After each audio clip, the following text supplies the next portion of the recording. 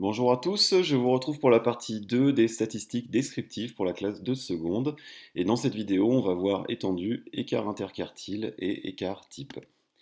Donc ce sont des indicateurs de dispersion. Donc on va commencer par l'étendue, qui est assez simple comme vous allez le voir. L'étendue, c'est tout simplement la différence entre la plus grande et la plus petite valeur de votre série. Donc rien de bien compliqué.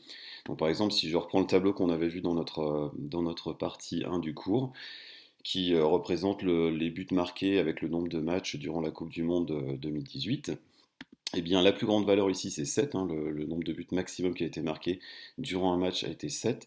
Et le plus petit nombre de buts marqués durant un match a été 0. Donc, du coup, l'étendue, c'est 7 moins 0, c'est-à-dire 7. Donc, voilà, l'étendue, elle est assez intéressante pour bien avoir un aperçu de la dispersion de notre série. Je vais vous prendre un autre exemple. Admettons que votre professeur, avant de vous rendre votre interrogation, vous dit, bah voilà, ce DS-là, la moyenne de la classe est de 13 et l'étendue est de 3. Eh bien, vous avez globalement, vous dites, bah voilà, j'ai une note qui va être vraiment aux alentours de 13, parce qu'avec une étendue très étroite de trois points autour de 13, eh bien, voilà, j'ai peu de chance d'avoir une mauvaise note. Par contre, si à contrario, il vous dit, la moyenne, bah, elle est toujours de 13, mais cette fois-ci, l'étendue, elle est 18. Là, cette fois-ci, ça va être un petit peu plus de deviner si vous avez une bonne note ou une mauvaise note. Donc voilà, on voit que l'étendue, elle peut être intéressante comme donnée. Autre indicateur de dispersion, ça va être l'écart interquartile. L'écart interquartile, ça va être tout simplement la différence entre Q3 et Q1. Voilà, il faut savoir que entre notre premier quartile Q1 et notre troisième quartile Q3, on va retrouver au moins 50% des valeurs. Donc du coup, ça nous permet d'avoir une sorte de boîte dans laquelle on sait que bah, là, il y a 50% des valeurs qui sont à l'intérieur. Donc si je reprends l'exemple de notre tableau, dans la vidéo précédente, on avait vu que pour le nombre de buts marqués, on avait Q1, le premier quartile était de 1 et le troisième quartile était de 3. Ça veut dire qu'au moins 50% des matchs ont eu entre 1 et 3 buts de marqués. Voilà. Donc l'écart interquartile ici vaut de 2, c'est l'écart entre le troisième et le premier quartile.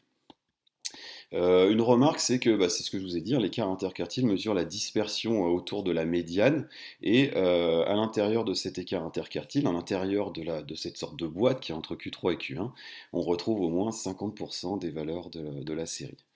Et cet écart interquartile, il n'est pas influencé par les valeurs extrêmes. C'est-à-dire que si on a des valeurs qui sortent un petit peu du lot, qui sont très grandes ou très petites par rapport à notre série habituelle, bah, notre écart interquartile, il ne va pas bouger du fait de ces valeurs-là. Et ça peut être intéressant, des fois, quand on étudie des séries, de ne pas forcément trop tenir compte des valeurs un petit peu exceptionnelles, des valeurs extrêmes d'une série. Et enfin, on va voir l'écart type. Alors l'écart type, je vous avertis tout de suite, la formule va être un tout petit peu plus impressionnante, on va dire. Donc l'écart interquartile qu'on va noter sigma, là, avec ce petit symbole-là, eh bien, il est donné par cette formule-là. Alors, elle peut paraître un petit peu effrayante, mais on va la décortiquer un petit peu pour voir tout ce que sont ces différentes lettres. Donc ce qu'on a déjà, je vous rappelle que x bar, c'est la moyenne de notre série. Donc là, ici, il faudra juste remplacer tous les x bar par la moyenne que vous aurez calculée un petit peu avant de votre série. Ensuite, au niveau des x1, x2, xk, c'est les valeurs prises par votre série. Donc là, par exemple, nous on étudiait le nombre de buts marqués, ben, c'est le nombre de buts marqués. Donc là, ça serait 0, ensuite 1, 2, 3, 4, 5, je crois que ça allait jusqu'à 7. Donc voilà, là ici, c'est les valeurs prises. Et ensuite, pour les N1, N2, N3, c'est les effectifs des différentes valeurs de votre série, c'est-à-dire le nombre de fois où la valeur x1 a été atteinte, le nombre de fois où la valeur x2 a été atteinte, et ainsi de suite, et on divise par l'effectif total. Voilà. Bien faire attention, c'est au carré qu'il y a dans notre formule, et à la racine carrée, bien entendu. Juste pour vous dire, là, ce qui est en dessous de la racine carrée, c'est ce qu'on appellerait la variance en mathématiques. Voilà, et l'écart type, il nous sert un petit peu à exprimer la dispersion des valeurs par rapport à la moyenne, autour de la moyenne. Donc ce qui est intéressant, c'est que par exemple, si on a des séries qui ont la même moyenne, ça sera de comparer un petit peu leurs écarts types pour voir bah, lesquels sont plus centrés autour de la moyenne et lesquels sont plus dispersés autour de la moyenne. Ça peut être un des intérêts. Il y en a d'autres aussi, vous verrez à travers très certainement les exercices que vous traiterez en cours. Donc là, si je reviens à mon tableau, à mon cas, pour voir un petit peu comment est-ce qu'on applique cette grosse formule, Je vous rappelle que nous, on avait trouvé que la moyenne X bar, c'était 169 64e. Je suis resté ici en valeur exacte. La valeur exacte aussi en décimale, elle avait 4 ou 5 chiffres après la virgule. Donc pour compacter un petit peu mon écriture, je suis resté en écriture fractionnaire.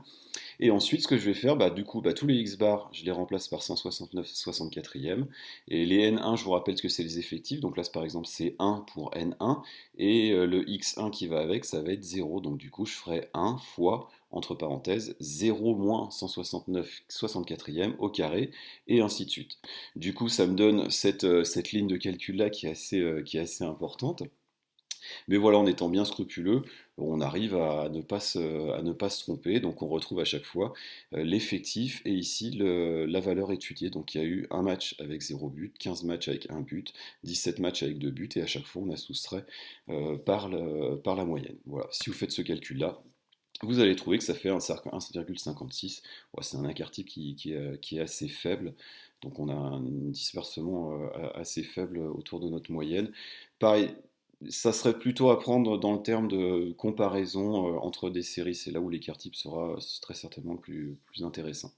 Voilà, je vous remercie d'avoir suivi cette vidéo et je vous souhaite bon courage pour les exercices.